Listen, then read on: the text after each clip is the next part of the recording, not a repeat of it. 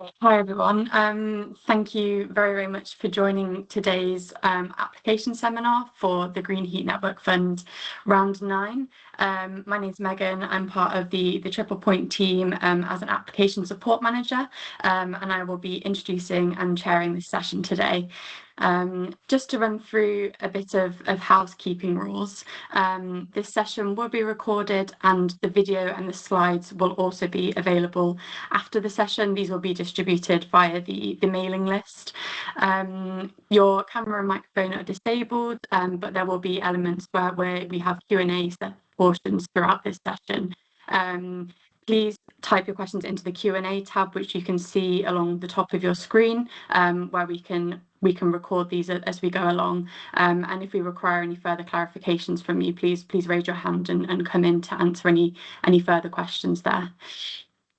Just to run through the agenda, we will give an overview of the Green Heat Network Fund from Libby within the Triple Point team. We'll then run through eligibility, which will be presented by Peter, and then the application and assessment process and application form will be presented to you by Simon, and then we'll have a final portion for question and answers as well, but also whilst we go along through the session.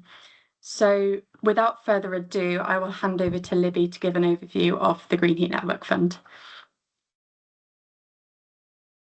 Thank you, Megan. Can we flick to the next slide, please? Perfect.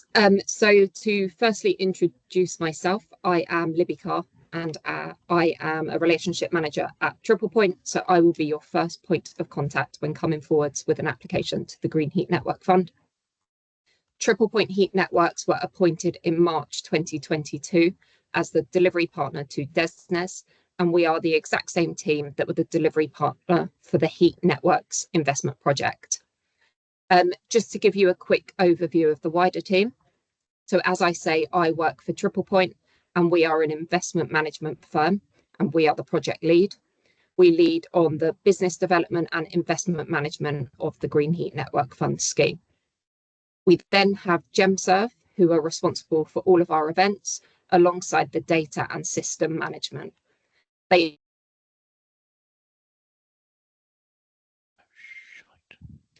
then have Asteros, who lead on the financial and commercial assessment and are experts with everything to do with the application form. ACOM are responsible for the technical analysis and also head up our assessment team.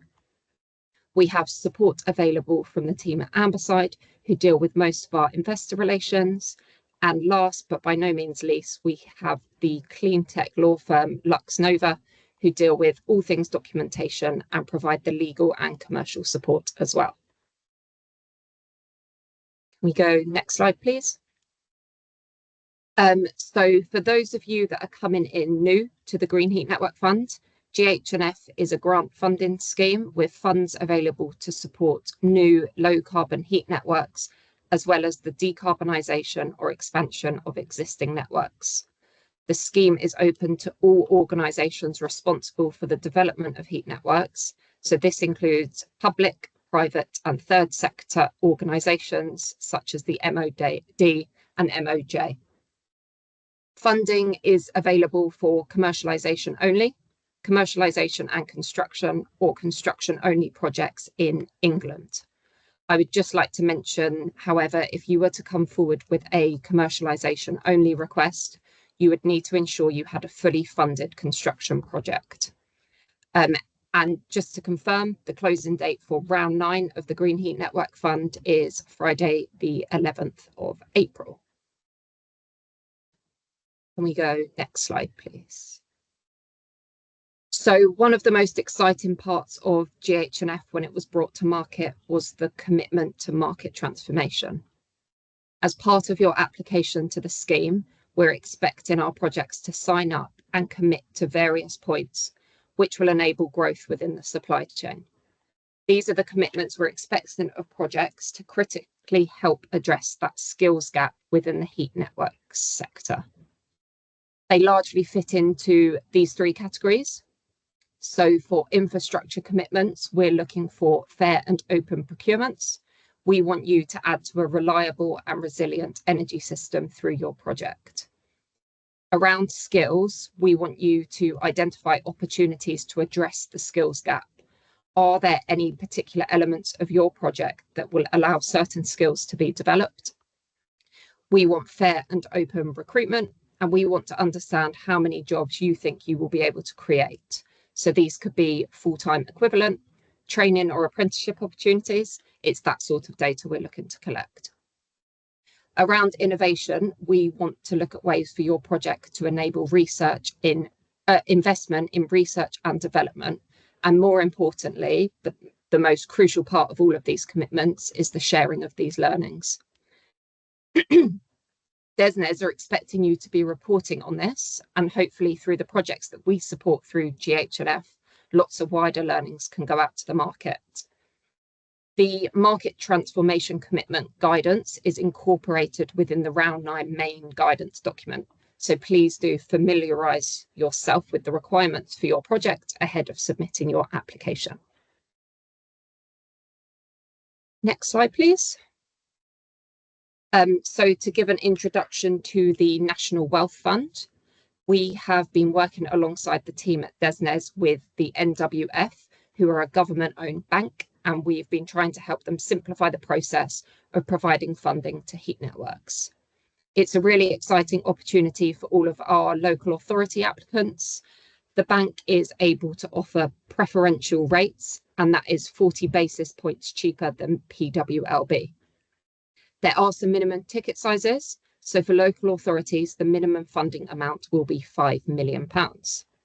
The bank are also really interested in talking to private sector, but this is for the larger projects, as the minimum ticket size for private sector is 25 million. The bank are working on a number of other products for private sector projects. Examples of these are connection charge facilities, project gap funding, and early phase guarantees and loans. It is important to note, and it is also confirmed within our guidance, but we will be asking all Round 9 applicants to the GHNF to confirm via email that they are happy to be contacted by NWF. Engagement must take place no later than 4 weeks before applicants submit their applications. So if you haven't done so already, please reach out to your designated relationship manager. This will allow NWF to review the projects in which they will see suitable for their subsidised funding. It's a really exciting opportunity that we have to offer here, and hopefully lots of our projects will be in conversation with the team over time. Next slide, please. So before the rest of the team go into some further details of the application process, I thought it would be useful to share some hints and tips to assist with your application to Round 9.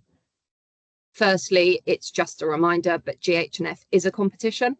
The main driver for the scoring of the projects is the grant pence per kilowatt hour of heat delivered over the first 15 years.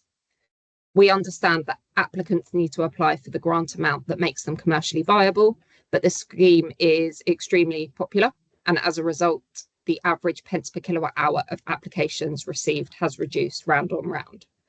To be competitive, I would recommend aiming for less than 2.5 pence where possible, and this is based on requests we have received in previous rounds.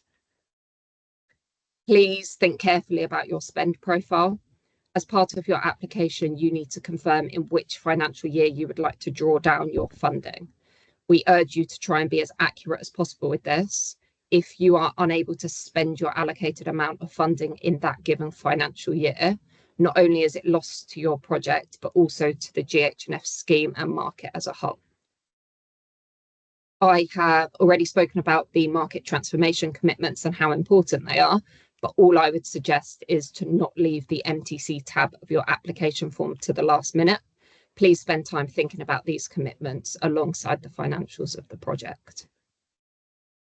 Applicants are expected to provide concept designs to REBA Stage 2 for the Energy Centre and REBA 2 equivalent designs for the pipework routing. Please note, applications will be marked down and may fail the assessment if sufficient design development has not been demonstrated. Another aspect in which we would recommend applicants to focus on is the strategic value of your scheme. So we want to see ambitious projects which offer significant expansion opportunities. Does your project have the opportunity to either fully or partially decarbonise an existing heat network? Have you considered the role your project will have in helping enable a wider zone? With a limited budget, our investment committee want to support projects that have the ability to obtain the greatest benefits. And finally, my last tip would be to please speak with us early. We want your application to come in as strong as possible, and early engagement will allow us to iron out any questions or queries you may have ahead of submission. Next slide, please. So hopefully I've made it clear to you, but my main message today would be, if you haven't already, please engage with the relationship management team as soon as possible. We can help provide you with the access to the wider team and go through any specific issues you may have. Our inquiries email is on the screen now, so please do get in touch as soon as possible, and hopefully we will help make the application process as seamless as possible for you. Thank you very much, Livy. I will now hand over to Peter Concannon at ACOM, who will run through the eligibility portion of this webinar for the Green Heat Network Fund. Over to you, Peter. Okay, if you'd like to press the next slide, please. Okay, thank you. So what will the Green Heat Networks funding support? We will obviously support the low carbon generation plant, also access to low carbon heating sources, so works that enable access to a canal or a river or to an energy from waste plant. We'll also pay for or support the primary distribution network that connects buildings together. We will usually support the secondary distributions within buildings that are multi-tenanted, so particularly really this applies to residential properties. What we won't do is we won't support the replacement of existing end-of-life plant, but we will support efficient upgrades to existing systems or installation of new distribution systems within residential buildings. And that goes up to and includes the heat interface unit. What we won't support is we won't support the tertiary distribution systems within individual flats past the HIU. So once we get to our funding stops at the HIU. What we also won't support in terms of the access to low carbon heat is we won't support the development costs of a heat source that is built for other purposes. So when we come to something like an energy from waste plant, we will pay for the connection costs. What we won't pay for is the actual construction or development of that energy from waste plant. Next slide, please. One of the things that was introduced with Green Heat Networks, and now becoming a bit more familiar through discussions around building regulations, is the principle of sleeving. So where you have an existing network that you wish to add low carbon heating or heating plant to, but you can't decarbonize the whole network in one go, we will support the idea of installing a proportion of new plant that is low carbon to connect to new connections that must have a minimum of 2 gigawatt hours per year of heat demand, or if it's residential, rural, then it's 100 dwellings or equivalent, and we will then allow you to sleeve the low carbon heat from the new low carbon heat source to the new connections. Next slide, please. One of the other things that is allowed is the aggregation of communal networks. So it may be that a housing association has a number of blocks of flats that aren't necessarily in the same location, but when added together meet the 2 gigawatt hour minimum requirements for the scheme, provided they've done a study to show that the best solution for that type of dwelling for them is a heat network, then they could look to put in individual communal systems into a number of different blocks that add up to 2 gigawatts but don't necessarily connect together within a single network. Next slide, please. Ambient loops and shared ground loops are something that is becoming quite common. People are looking at these particularly for domestic opportunities, but 5th generation heat networks are coming in, where you end up with distributed heat pumps, so that the heat pumps sit within a it's important that we include the electricity used in those heat pumps and the costs and carbon savings from those within the application. So it isn't just sufficient to look at the central plant. Any distributed heat pumps in these cases need also to be taken into account. And really, again, recommending that you contact your relationship manager, who can put you in touch with the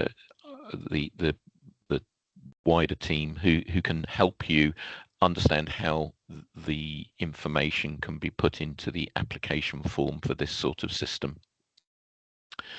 Next slide, please. There are as life has developed and we've found the regulations starting to look at lower carbon solutions in terms of building regulations, we've started to see changes in approach from the investment committee to how we deal with certain applications and the issue of additionality. So one of the requirements of the scheme is that it provides additional benefits over and above what would have been provided through normal processes. So where we have new build residential and you don't intend to use recovered heat, then there are some additional requirements that you'll need to provide in order to show that your scheme is providing additional benefits over a standard new build development, which would probably be heading towards an electrified heating system anyway. So one of the requirements is that you have to save carbon compared to a blended counterfactual. That's a calculation we've automatically generated within the application form. Simon Carman will show you that as he runs through. We also will be asking for evidence of the strategic benefits of your application in reference 10.1. So, are there significant opportunities for future carbon savings? Is this an enabling scheme? Does your scheme result in reduced electrical infrastructure requirements? Are you also able to connect to a significant amount of existing buildings and therefore decarbonize existing buildings? Those would all be examples of why a network might be strategic. And we really want to see some evidence of what's stated. We don't just want statements. We need to see some evidence of that. Next slide, please. Another issue is where the majority or applications where the majority of heat customers are existing buildings that already have a heating system that would decarbonize. So if you have an electric heating system, it will decarbonize at the rate of the national grid, and therefore what are you adding to that decarbonisation by applying to green heat networks and installing a heat network? And these sort of systems are unlikely to be viewed as good candidates for funding by the investment committee. However, if you have a small number of such electric systems within a wider network that is predominantly gas heated, then that's not the same situation. So we're only really concerned about the majority, where the majority of heat load is already electrically supplied. And again, relationship managers can help you understand which side of the line your particular scheme sits. Next slide, please. Deliverability is one of the issues that is becoming very important.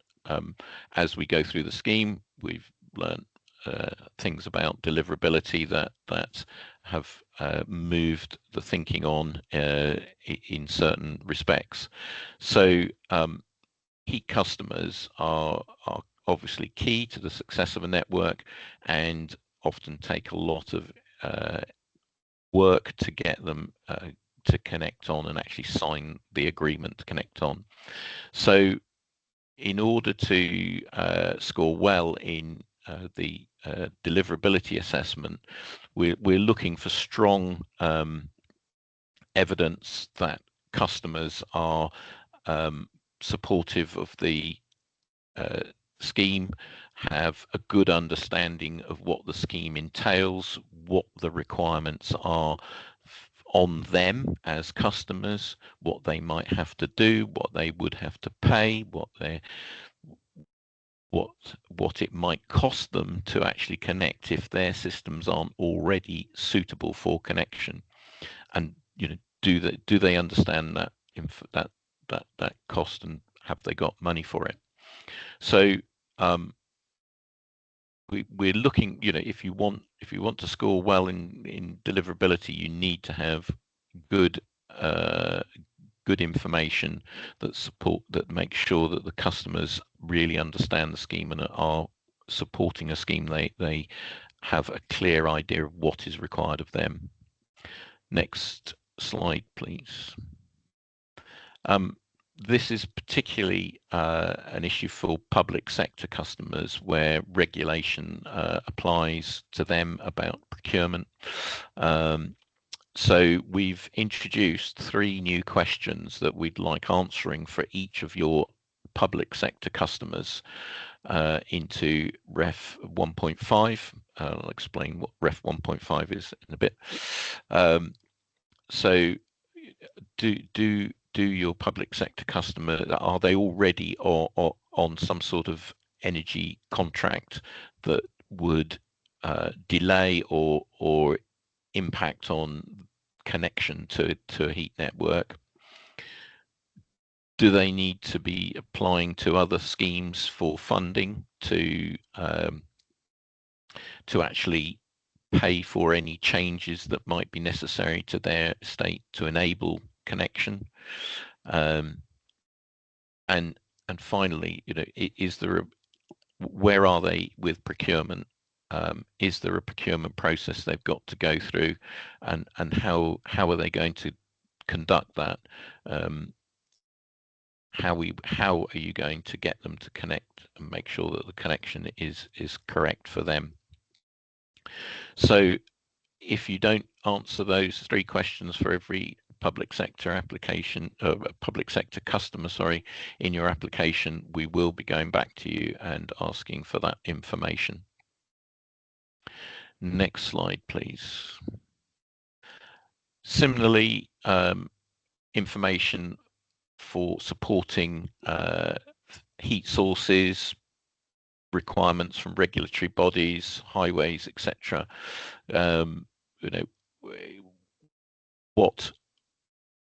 What heat sources what and how much the heat sources that you want to connect to, how much information have you got on those, what level of agreements have you with any bodies that you would have to apply to for connection to an energy from waste plant. Have they got a good understanding of what you would need to do? Are they supportive of it?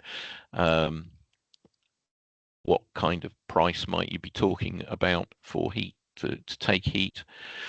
If you're applying to connect, say, to a water source, have you contacted the relevant regulatory bodies? Are they at least cognizant of what the scheme entails, how much water you might want to extract, what you would do with it?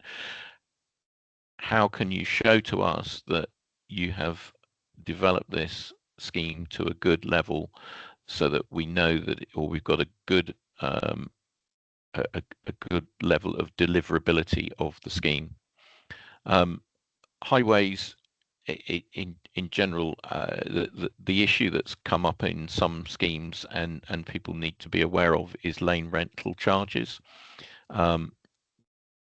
So these are becoming more widespread as local authorities decide that they want to apply them, and the charges can be quite high. So have you looked at this?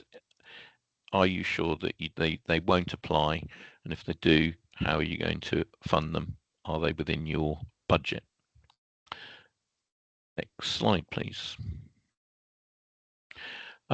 We often get asked about, is such and such eligible for the scheme? The Green Heat Network scheme operates on a principles basis, and so it's easier to tell people what we won't fund.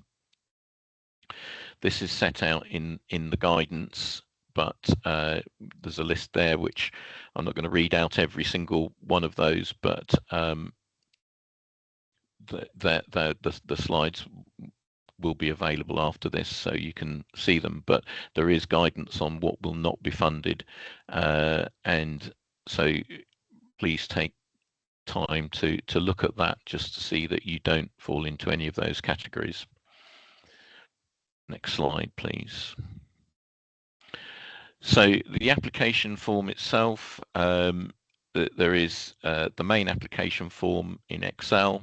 There's then a set of supporting evidence that is structured into different folders on the intranet, and that's where the Ref 1.5 and 10.1 all appear. So if you will need to put evidence into each of those categories. That's the supporting evidence. Please use the file structure as it's set out. It makes life a lot easier to be able to understand your application and get to the key bits of information as quickly as possible. There'll then be some optional evidence that you can provide that will help explain things like expansion or innovation, and some financial information. And then there'll be some contingent evidence that will depend on your scheme as to which bits of that actually apply.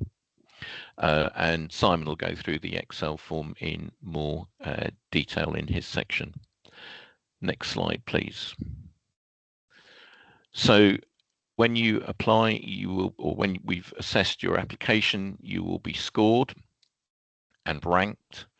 The scoring is mainly driven by the capped award, so that is the pence per kilowatt hour of pence of grant per kilowatt hour of delivered heat over 15 years. That is the main driver for the score, but there then will be adjustment metrics. So deliverability, we will be looking for a minimum score for deliverability. So provided you pass that minimum score, that will be okay. But if you are below that, then we will also reject the scheme, because we're not looking to support projects that we do not believe are deliverable. The adjustment metrics will change your score by no more than 30%. They're really designed to enable us to fine-tune, differentiate between two very similar scoring schemes on the capped award. Next slide, please. There are some other requirements of the scheme. So as Libby's mentioned, the level of design must be suitable. Again, there is you risk being rejected if your level of design is not considered to be adequate.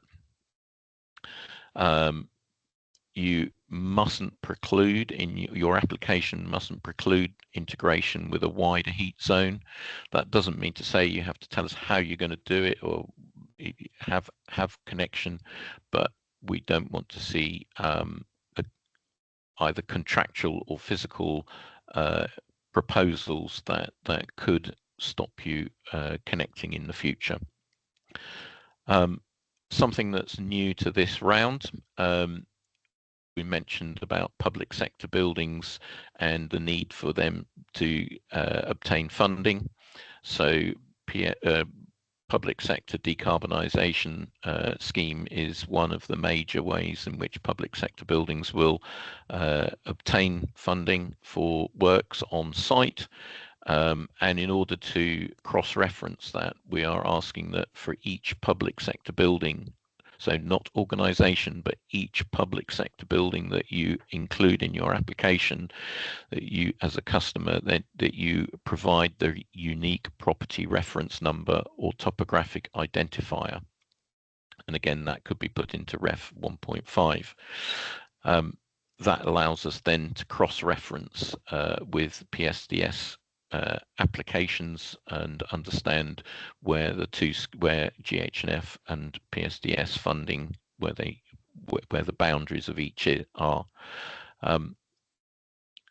There's also a requirement that applicants sign up to the National Underground Asset Register and provide your information to that register. Next slide, please. Again, as Libby said, applications for round 9 will close on the 11th of April, and we'll begin our assessment of them. So next slide. So the application timeline or assessment timeline, we'll have an initial review of the applications once they come in. We'll raise clarifications, and you will have 5 days to respond to those clarification questions. We'll then review answers again, and if we have any further fine-tuning clarifications, we will then put out a further set of questions, and there'll be a shorter window because hopefully those are fairly minor points that we don't need a lot of detailed answering. We'll then draft reports. Those will be reviewed, and the investment committee will also have a look at those.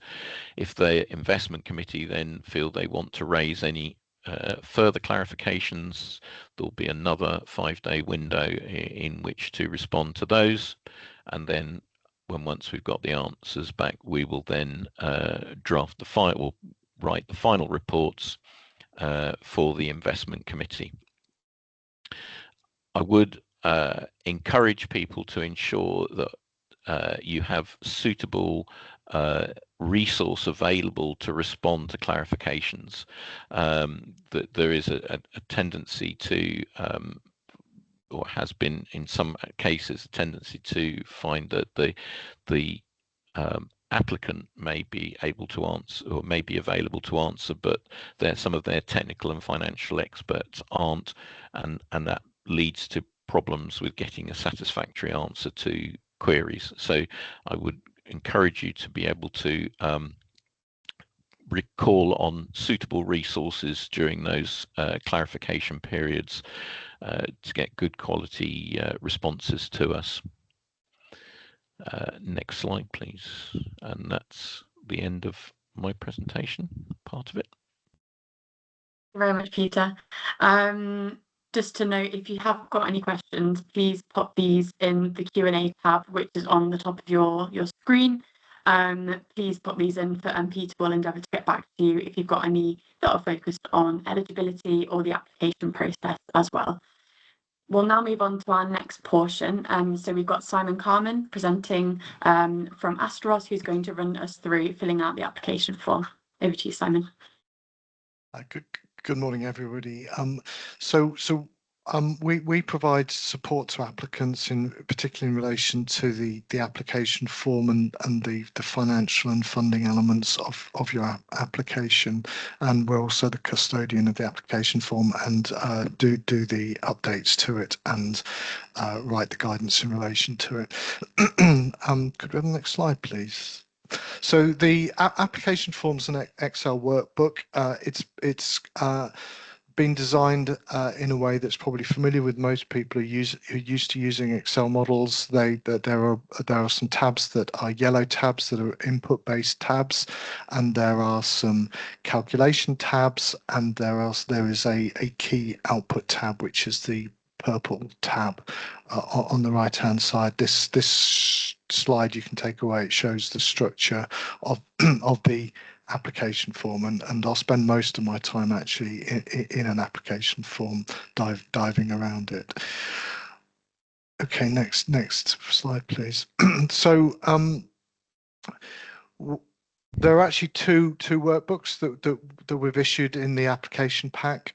There's the main application form that is designed to capture the data about your project, financial and some other data about your project, and generate a key metrics. Some of those metrics are what we call gated metrics, which are pass fail, so you need to have passed them all to submit your application, and some of them are metrics that are used by us as assessors when we're assessing your application. The other application form is the other workbook is a main application form sheet, which is unlocked, and we ask you to embed that. That's one of the tabs in the application workbook called main application. That sheet we ask you to embed either in your techno-economic model or your financial model, and link to your model, so that where we see a number in the main application tab, we can trace it through to the calculations and the underlying data set within your models. It makes it easier for us to understand all of the numbers that you submit. So there is a separate sheet in a separate workbook that we ask you to embed in your TEM or financial model. We need 40 years of operational cash flows, even if your say concession only lasts 25 years. We still need 40 years, so you'll have to make some kind of assumptions around what happens in terms of blocks of capital replacement and moving forward the numbers through the application form. The reason for that is that all of our counterfactual information metrics that we calculate are calculated on a 40-year timescale, so the comparison won't be valid if we only have, say, 25 years of your data. Be careful, please, with the units that you use. In column M of the main application form sheet, we indicate what units we're after. If invariably it's pounds thousands, and kilowatts or kilowatt hours as opposed to megawatts or megawatt hours. We will very quickly spot where, say, you've input pounds instead of pound thousands, or the wrong kind of metric, and if you do that, and it'll just mean that we take up the first set of clarifications with just making the numbers look sensible, which is a bit of a waste in terms of us trying to understand your application as well as we possibly can. So please pay attention to those. The numbers, the financial numbers in the application form need to be in real terms, i.e. not inflated. They can follow a real price curve, but don't please include nominal inflation. And again, that'll throw all the numbers out. And again, it's relatively easy to spot for us. But all of the analysis that we do is in real terms. There are a lot of error check messages and cross checks within the application form. They go green when everything's okay, and red when they're not, and you get a big red notice that the whole workbook is free of errors. When everything's okay, please submit with all the errors sorted out. If you have a particularly knotty error in terms of trying to sort it out, get in contact with the relationship manager, and you'll end up probably speaking to us about that, and we can help you with that. There's a section in the application form called publication, a sheet in there called publication, and in there you answer yes or no about whether you're happy for certain information to be published. Obviously, we don't expect you to allow us to publish commercially sensitive information, but from a market growth perspective, from a sector support perspective, DESNZ is keen to publish as much information as you're happy to. So have a look at that and allow DESNZ to publish as much as possible, please. I've already made this point: ensure that all the gated metrics are passed and that the post Green Heat Network Fund project IRR. So that's what happens in the application form, is that it generates a pre-grant supported IRR, and the purpose of the grant is to take that pre-grant IRR from a position that you tell us is not commercially viable for you up to meet your hurdle rate. So we ask you what your hurdle rate requirement is, and then you should size your grant to get you to your hurdle rate and not above. And we also ask for your justification of that hurdle rate. And if it's too high, we'll come. If we think it's too high, we'll come back to you for a discussion about it. And please don't game this in terms of trying to maximise the grant. Ask for the grant that you genuinely need to meet your metrics. And this is competitive, so the less grant you ask for in relation to the heat you're delivering, the higher up the ranking your application will likely be. Okay, next slide, please. And this is where I share the actual application form. So okay. Somebody will tell me if you can't see it, I hope. So this is the output sheet. This is the purple tab in the application form. The map that I showed you of how the application form works is shown in the map tab. So this is the output sheet. This first block of numbers are the gated metrics. It's you input the information in the yellow tabs. The model takes the information, the inputs into a calculation sheet, it applies some standing data to it, it calculates some metrics, and it presents them here, and then it says whether they're passing or failing. So this is actually the previous version of the application form. There's only a very small change that we've made to the latest version of the application form, and it's populated with dummy data just for illustrative purposes. So all of the gated metrics in this case are passing. So things like the carbon gate need to be below 100, that number. So this is 69.05. I'm not going to repeat what they all are. Here is the most important metric. Peter mentioned this in relation to your application and how your application is assessed. This is in H19. This is the amount of award that you've asked for divided by the amount of heat, decarbonised heat that you're delivering as a pence per kilowatt hour. The absolute maximum that the scheme will fund is 4.5 pence. Libby has already mentioned that this number has come down over time. Projects have been asking for and requiring less and less grant to get their projects commercial, and if you're above 2.5 pence per kilowatt hour now, you're very unlikely to be competitive in the mix of applications, and the lower that number is, the higher up the ranking you're likely to be.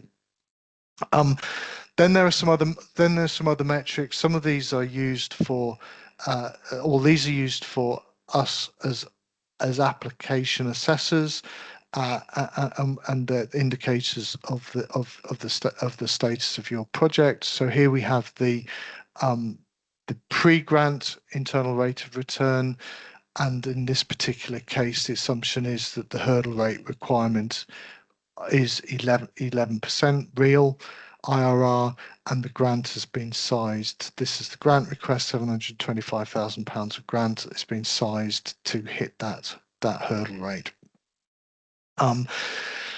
This was the blended scheme carbon saving number that Peter mentioned in relation to new build residential. In this case, it's indicating that the scheme is actually generating more carbon than the counterfactual. That isn't a gated metric, but it would trigger a question from us to you about why we should be funding a scheme that is predominantly new build residential, but that it's actually not delivering it's delivering worse carbon than the counterfactual would, and there would be a discussion about that. So that's that metric.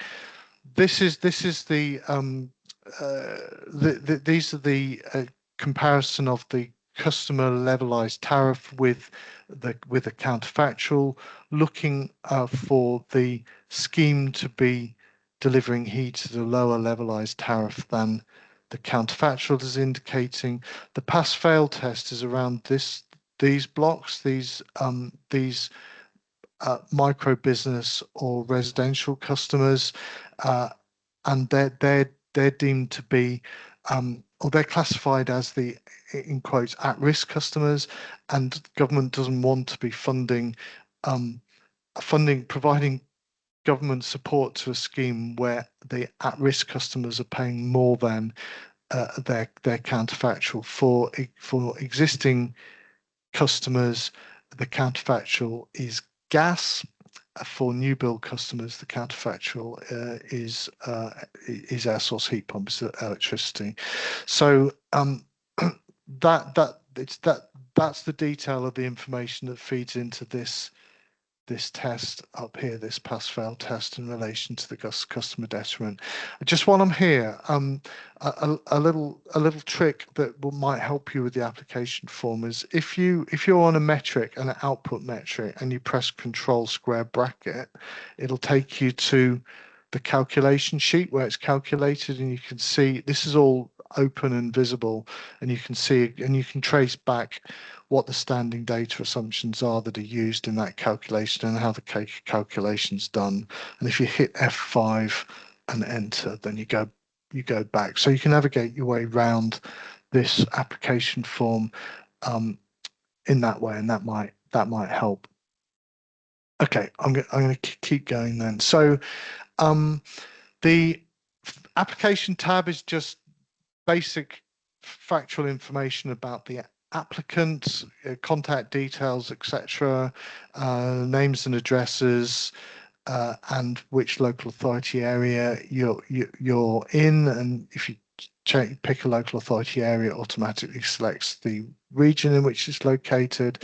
So that's that information. The financial viability sheet is essentially some financial information about the financial standing of you as an applicant. This is a risk. This is looking at the risk from the government's perspective of giving your organisation government money and your kind of financial robustness. So who your company is, what your company details are, and some information about that. Now, for some of these questions, if you answer true to them, it opens up some boxes that you need to fill in. If you answer false, those boxes are grayed out, so you don't need to fill them in if they're grayed out. So that should be relatively straightforward to fill in. This is the main sheet that you'll be filling in, which looks a bit weird actually. I don't know what it's doing. Okay. So this sheet has what we try to do is to ask for the minimum data set that we need to calculate the metrics that are needed to assess your project, and it is less than we asked for under the previous scheme, which was the HNIP scheme. So here we're asking you for what grants you require, and this is the number that you put in to try to solve to your internal rate of return hurdle rate requirement. Then we have a block of information that's income related information. Here is column F that tells you what units we're asking for in each of these, and this is giving you a bit more information about whether we want positive or negative values. So positive for income, negative for cash out. So this is cash in and cash out effectively. This is your expenditure, typically your operational expenditure, your initial capital cost. So this initial capital cost, where there's a test that this needs to be more than 50% of the grant that you're asking for. This is the capital cost. This has got 5.8 million of capital cost, and then your replacement capital expenditure that should be happening periodically over the period of your project. And then there's this little complication around non-heat cooling capital expenditure, which I'll get to in a second. So that's the financial cash information.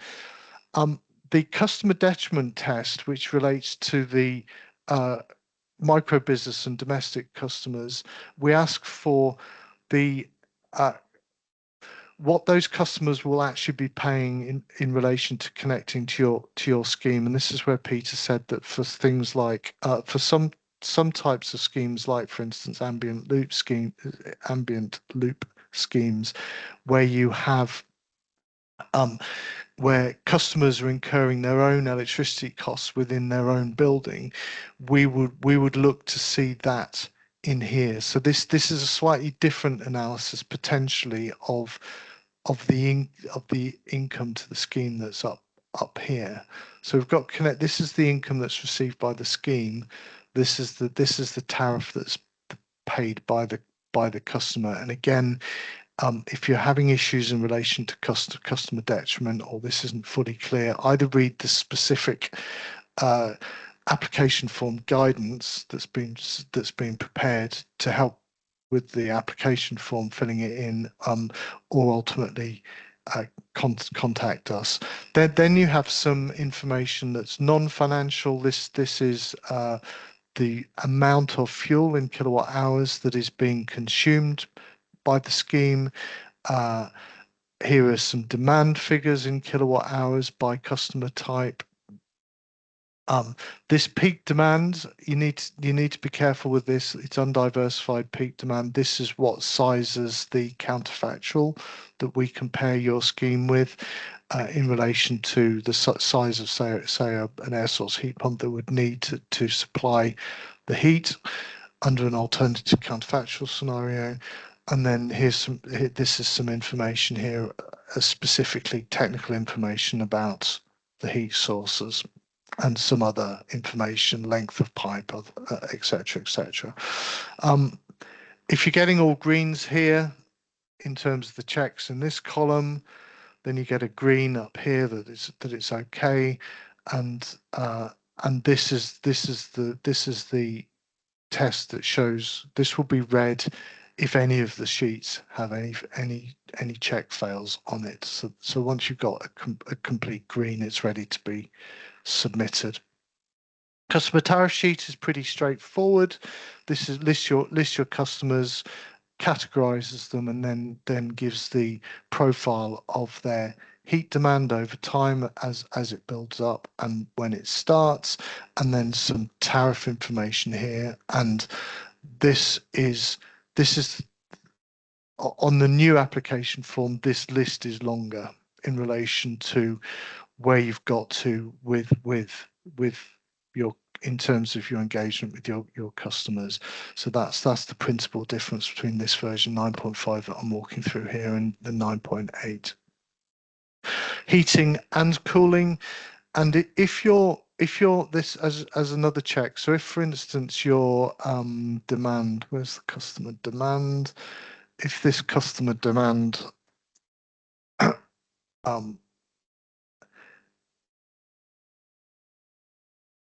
didn't work. So that's pounds. So customer demand, this is it. So if this was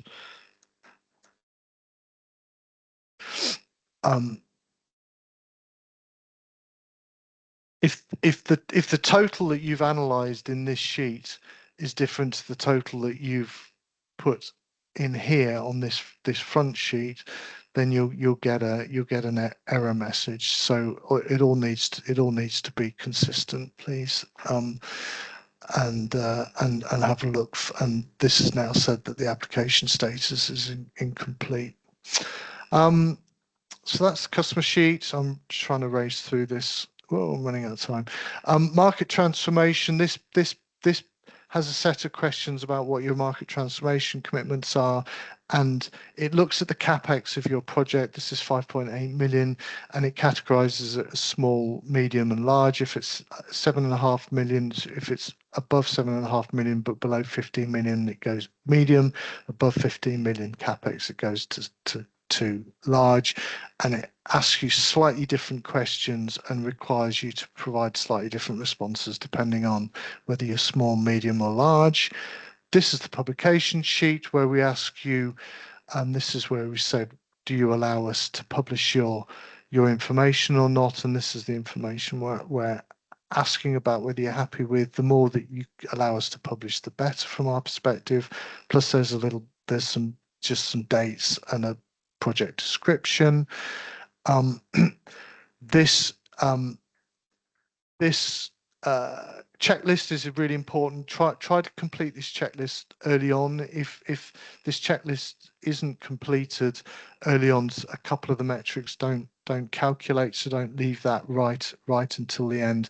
And this cost benefit sheet, virtually nobody uses this. If you're including if you're including an element of your scheme that isn't eligible for Green Heat Network funding, so something like a PV farm or a wind farm that is supplying electricity to the energy centre for your heat network, if you're including that because it's the heat network is part of a wider scheme, and you need to include that in order to get the heat network, you're effectively cross-subsidising in order to get the heat network to a commercial position, then you'll need to fill in a little bit of information about that scheme.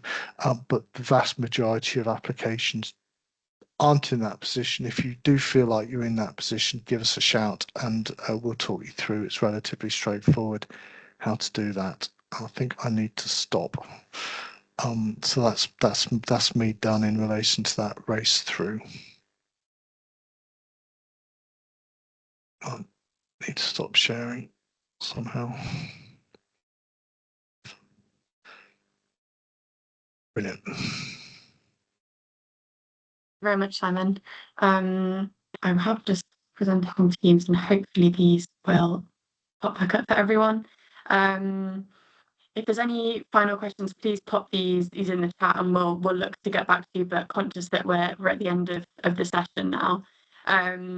So yeah, just to flag support that is available. The application guidance, you can click on this link here, covers scheme eligibility, scoring criteria, funding requirements, evidence, supporting documentation required, and the application process in full detail.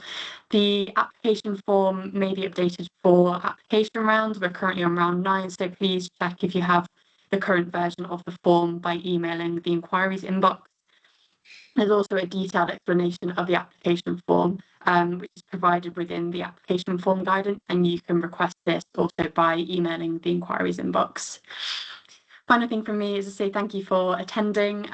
Please visit our website and fill in the contact form to receive any further updates from us. If you had any questions off the back of today's webinar or anything we haven't got around to responding to, please email the inquiries inbox again, and you can also do this to be added to our mailing list. And then finally, follow us on social media. Our LinkedIn and X links are there. We often post updates on our social channels, so it'd be great to follow those along. That's it from us. Thank you very much for attending today, everyone, and best of luck with your applications. Thank you.